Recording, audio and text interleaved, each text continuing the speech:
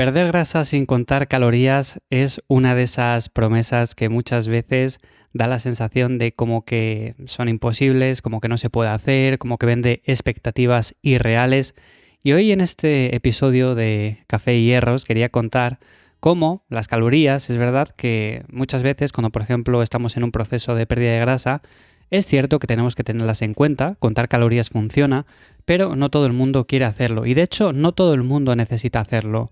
Normalmente se puede perder grasa sin contar calorías siempre que tengamos en cuenta ciertos aspectos importantes en la alimentación. Por eso hoy vamos a hacernos la pregunta de si se puede perder grasa sin contar calorías y cómo deberíamos de hacerlo. Así que vamos a separar los mitos de la realidad y ver cuándo tiene sentido utilizar una aplicación para traquear nuestro día a día, para traquear todo lo que nos llevamos a la boca y cuándo probablemente no lo necesitamos. Café y Hierros. Una charla sobre entrenamiento, alimentación y hábitos para entender mejor tu cuerpo. Con Iván Llamazares. Únete a la comunidad y recibe la newsletter entrando en lifters.es. Y para hablar acerca de la pérdida de grasa, lo primero que tenemos que tener en cuenta es el principio básico que sigue siendo y seguirá siendo el déficit calórico. Por mucho que nos intenten vender la moto de no, es que no es tan importante el déficit calórico como lo que comemos, como lo que hagamos, etc. Lo cierto es que el déficit calórico tiene que estar ahí y lo podemos conseguir a base de comer menos, a base de movernos más, a base de muchas otras cosas. Por supuesto, en el día a día podemos hacer un montón de cosas, pero si no hay déficit calórico no va a haber pérdida de grasa y por eso muchas personas cuentan calorías como herramienta para conseguirlo. No es obligatorio. El déficit calórico sí que es obligatorio, aunque nos digan que no. Habrá personas que dicen, no, pero es que ya como muy poquito, ya genero un déficit calórico, ya llevo muchos meses así y me he estancado, no pierdo grasa. Estoy, por ejemplo, en tumba metabólica, que lo hemos escuchado un montón de veces y hace años hablé ya de este término y de por qué no tiene lógica. Bueno, pues realmente tenemos que hacernos la pregunta de por qué mucha gente pierde grasa sin contar calorías. ¿Por qué lo consiguen? ¿Qué es lo que están haciendo?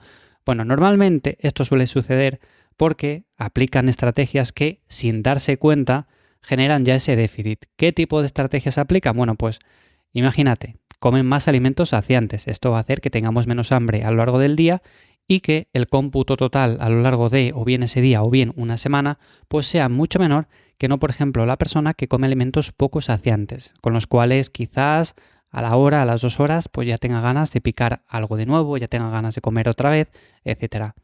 Esto es seguramente una de las cosas que más marca la diferencia y que menos se tienen en cuenta. A veces damos por hecho que no, pero si como algo saciante, vale, sí, quizás como un poco menos, pero realmente no va a marcar la diferencia con respecto al cómputo total. Bueno, pues sí la marca y la marca un montón. También, obviamente, al hablar de comer más alimentos saciantes, hablamos de reducir ultraprocesados, porque sabemos que estos no son para nada saciantes. De hecho, podemos ingerir una gran cantidad de calorías con muy poquita comida y esto, por supuesto, no solamente descontrola nuestro apetito, sino es que también nos da más ansiedad. Tenemos más ganas de, por ejemplo, saltarnos la dieta. Si estamos acostumbrados a ingerir constantemente este tipo de comidas ultraprocesadas que están realmente diseñadas para que nos gusten, para que nuestro paladar no se sacie tan rápidamente, bueno, pues posiblemente tengamos un desorden alimenticio que haga que comamos más calorías casi sin quererlo. Por supuesto, hacerlo puntualmente no significa que vaya a arruinar nuestro progreso, no significa que no vayamos a perder grasa, pero no es lo mismo hacerlo puntualmente y además sabiendo lo que estamos haciendo que no la persona que lo hace cada día pensando que si controla los macros totales, si controla las calorías totales, el resultado va a ser el mismo. Bueno, pues posiblemente, aunque lo controle, a largo plazo, esta no sería una buena idea. Por supuesto, también hay estrategias como controlar más las porciones, mantener horarios más estables. Todo esto nos ayuda a que, sin contar calorías, reduzcamos indirectamente el cómputo total a lo largo de la semana. Y esto sería lo más importante para perder grasa sin contar y sin llevar un traqueo de todo lo que nos llevamos a la boca. Para mí, ¿qué funciona? ¿Qué sería lo que más recomiendo? Bueno, pues por un lado, priorizar proteína en cada comida. Sabemos que esto nos va a ayudar con la saciedad, nos va a ayudar a mantener la masa muscular. Sobre todo, esto va a tener que venir acompañado de un entrenamiento de fuerza medianamente intenso, unas 2, 3, 4 veces a la semana, y con esto ya vamos a tener una buena base.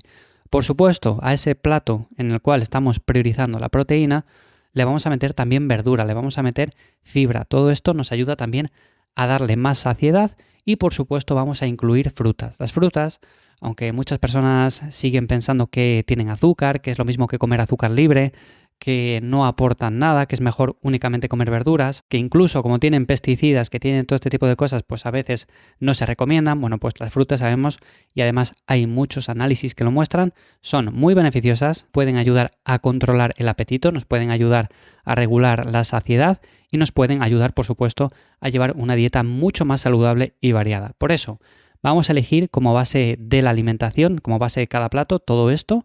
Y luego, por supuesto, vamos a evitar elegir alimentos procesados, vamos a comer más despacio. Sabemos que esto es una de las cosas que más hincapié nos hacen las personas que se dedican, por ejemplo, a tratar problemas digestivos. Comer más despacio nos ayuda a hacer mejor la digestión, porque la digestión comienza con la masticación. Si comemos deprisa, si comemos sin masticar, los alimentos pasan enteros, vamos a tener peores digestiones, vamos a asimilar peor los nutrientes y posiblemente comamos mucho más de lo que realmente necesitamos. Por eso vamos a comer más despacio y vamos a mantener cierta estructura de comidas. Por ejemplo, yo personalmente hago 3 comidas al día porque mejora mi saciedad, mejora mi control energético, no tengo que estar pendiente de, no, ahora me toca la siguiente comida, porque hago 5, porque ahora me toca el postentrenamiento, porque ahora tengo que comer algo antes de entrenar, porque si no, no voy a rendir. No, yo hago 3 comidas al día. Podemos decir desayuno, comida, cena, y con esto cumplo con las calorías, cumplo con mis requerimientos y me ayuda sobre todo a mantener un orden en la alimentación.